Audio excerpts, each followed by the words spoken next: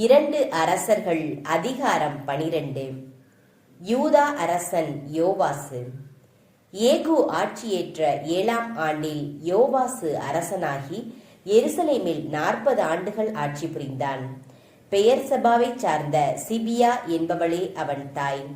யோவாசு குரு யோயதா அவனுக்கு கற்றுத்தந்தபடியே ஆண்டவரின் திருமுன் தன் வாழ்நாள் முழுவதும் நேர்மையாய் நடந்து வந்தான்.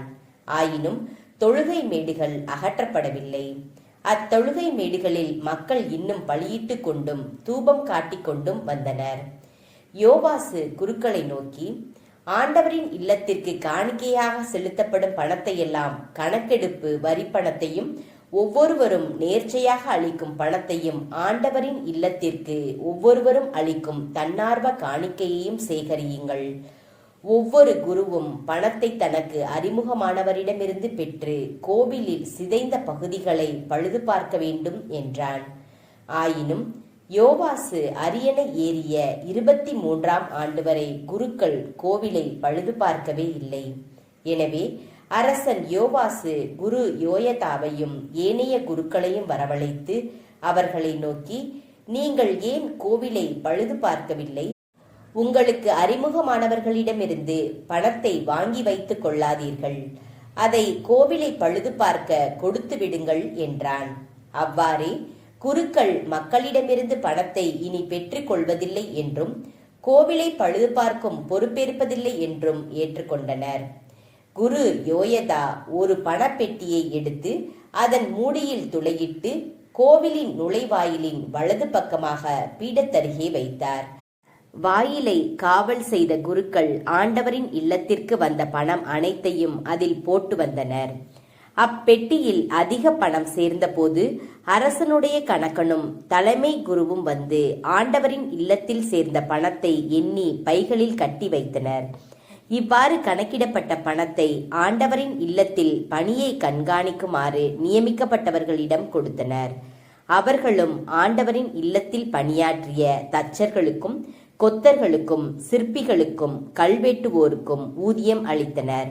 மேலும் அதிலிருந்து ஆண்டவரின் இல்லத்தை பழுது பார்ப்பதற்கு தேவையான மரங்கள், பொழிந்த கற்கள் ஆகியவற்றை வாங்குவதற்கும் அக்கோவிலை சீர்படுத்துவதற்கு தேவையான மற்ற செலவுகளுக்கும் பயன்படுத்தினர்.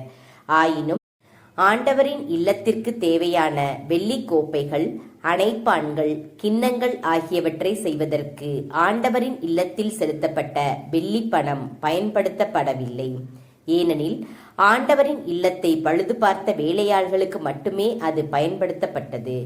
வேலையாள்களுக்கு கூலி கொடுக்குமாறு அப்பணத்தை பெற்றுக்கொண்டவர்களிடம் ஒரு கணக்கும் கேட்கவில்லை. அந்த அளவுக்கு அவர்கள் நாணயமாக நடந்து கொண்டார்கள். குற்ற நீக்க பலிக்கான பணமும் பாவம் போக்கும் பலிக்கான பணமும் ஆண்டவரின் இல்லத்திற்கு கொண்டு வரப்படவில்லை. ஏனெனில் அவை குருக்களுக்கு உரியவை. அப்பொழுது சிரியா மன்னன் அசாவேல் காத்து நகரோடு போரிட சென்று அதை கைப்பற்றினான். பின்பு அசாவேல் எருசலேமை தாக்கும் நோக்கில் புறப்பட்டு வந்தான்.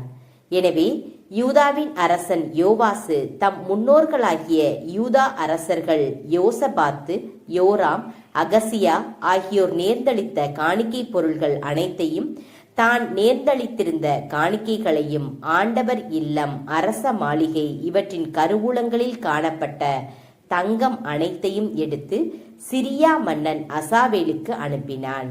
எனவே அசாவேல் எருசலேமை விட்டு திரும்பிச் சென்றான். யோவாசின் பிற செயல்களும் அவன் செய்தவை யாவும் யூதா அரசர்களின் குறிப்பேட்டில் எழுதப்பட்டுள்ளன அல்லவாம். யோவாசின் அலுவலர் அவனுக்கு எதிராக கிளம்பி சதித்திட்டம் செய்து சில்லாவுக்கு இறங்கி செல்லும் வழியில் மில்லோபேத்தில் அவனை கொன்றனர்.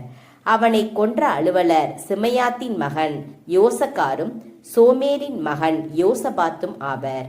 அவன் இறந்து தாவீதின் நகரில் தன் மூதாதையருடன் அடக்கம் செய்யப்பட்டான். அவனுக்கு பின் அவன் மகன் அமத்சியா அரசன் ஆனான்.